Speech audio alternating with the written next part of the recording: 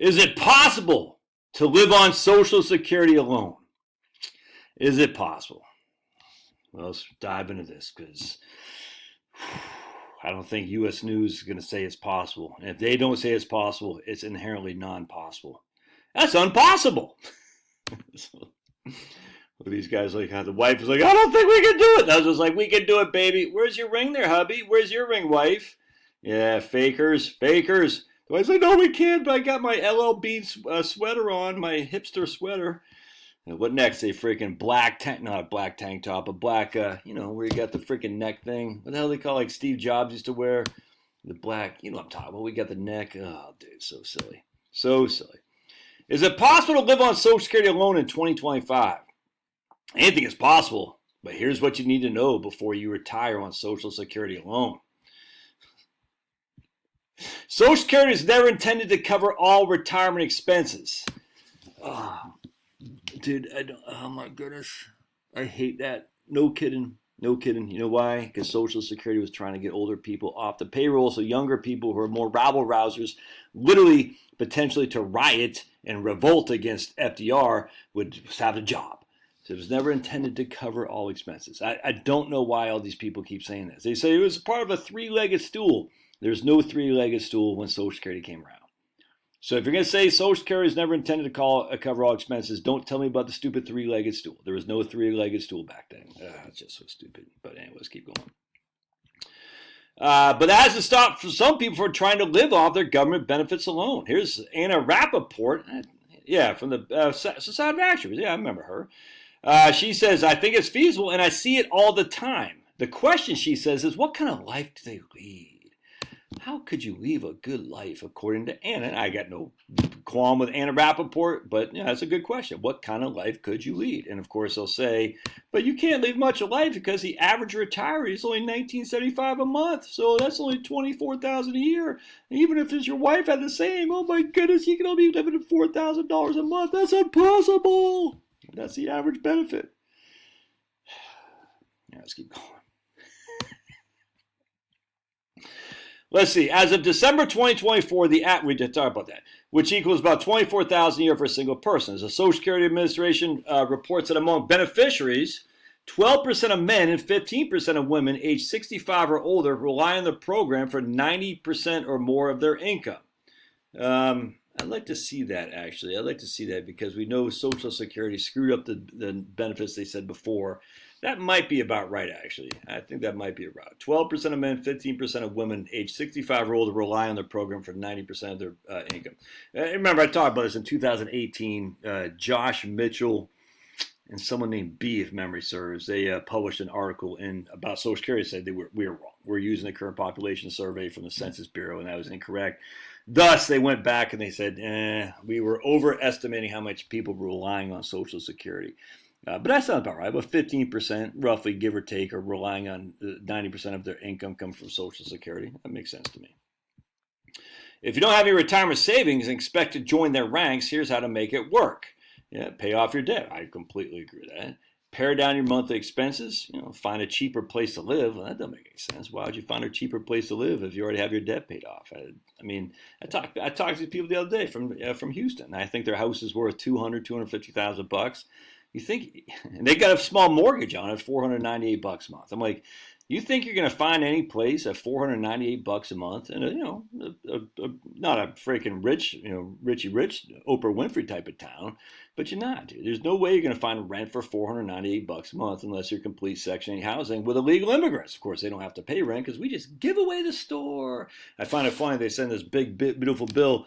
AOC says, no one is on Medicaid right now as an illegal immigrant, and yet the Democrats are also saying, oh, they're going to get rid of health care for illegal immigrants. And I said, well, which one is it? You guys can't get your arguments. Are there illegal immigrants on Medicaid? If there are, they need to get the hell off and be deported. I don't care if they freaking picked a cotton. I don't care. Get them out. If they're illegal and they're on Medicaid, get them out. But then AOC says, no, it's a lie. There's no illegal immigrants on Medicaid. That's so stupid. But anyway, so if we pay down our debt, why would we want a cheaper place to live if you already have your housing secure? That doesn't make sense. Look, I came and downsized. I got a big house. I raised 4 kids here. You know what I'm saying? And, 6 kids when you factor in Lazy Butt and Lazy Butt B, the doggies here. In fact, there's one lazy butt right there. For all, look at, holy crap, that's a tough life, dude. Tough life. Someone's got to live it. And there's Lazy Butt. But I mean, I can't sell this house and downsize in my town, other than down in terms of to rack up some of the equity out here. There's no downsizing. It's crazy. Let's keep going. Lean on family and friends. Yeah, good luck with that. Keep yourself active and healthy. Yeah, I agree with that. Take advantage of senior discounts. Yep. Try to work longer. Look for extra ways to earn money. Okay, all that stuff's good. I would just, who wrote this article?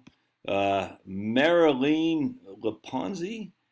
Yeah, she got a bachelor's degree. Let's see who Marilyn is here. Let's take a look at Marilyn. I would recommend a Marilyn.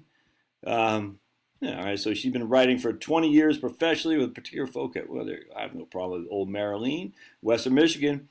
That's where's that town? Grand Rapids. I would tell Marilyn, or whatever her name is, to read my book, You Can Retire on Social Security. And we go over this. So remember, it's all said and done. I always say this. And when I'm 67, my full retirement age is 67. My PIA, my primary insurance amount for Social Security, will be between $3,500 and $4,000 a month today. All right, now that's not adjusted for inflation. That is also assuming I never work again. So between $3,500 and $4,000 a month. All right, I will be double nickels here in 5 days. 5 days, July 7th. So basically in 10 years, I'll get between $3,500 and $4,000 a month. And again, that assumes I never work again on the low end. It assumes I keep making my sweet, sweet scratch on the high end. All right, so let's just use $3,500 a month. That's $42,000 a year. My spouse, my sposa, she'll get half of my benefit, which would be $1,700 a month at her full retirement age. But that will be reduced from $1,700 because she'll take at 63. She'll take at 63 because she's 4 years younger. So she'll, instead of getting $1,750 a month, that's half of my lower benefit. She'll reduce that by 30%, minus 30%. So she'll get 1750 minus 525. She'll get 1225. Actually, won't be reduced by 30%. It'll be reduced by 24% or something like that because she'll take at 63. Anyway, I'm gonna say $1,300 a month plus my $3,500 a month equals $4,800 a month times 12 times 12. And that gives us $57,600 a month. All right, so we'll be 67 and on Medicare. I'll be on Medicare. She'll be on Obamacare most likely, and so she'll have minimal premiums because everything I have has already been taxed. So assuming they keep Obamacare income based, not net worth based, which frankly is pretty stupid. But assuming they do that, she'll get by on basically no Obamacare costs most likely. I'll still have to pay about $550 a month for my Medicare Part B, Part D, and my supplemental policy. All right, so of that $57,000, I'll lose $6,600 to Medicare, and let's just say she loses another $3,000. We'll lose $10,000 to Medicare and Obamacare. So we'll be walking away with $47,600, no taxes at all, none.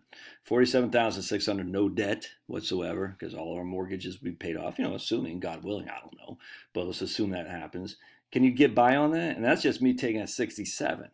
I say and that's with me on the lower end, and I say the answer is unequivocally. You can't get by on $4,000 a month after healthcare is already concerned when your mortgage is paid off. You're not commuting to work.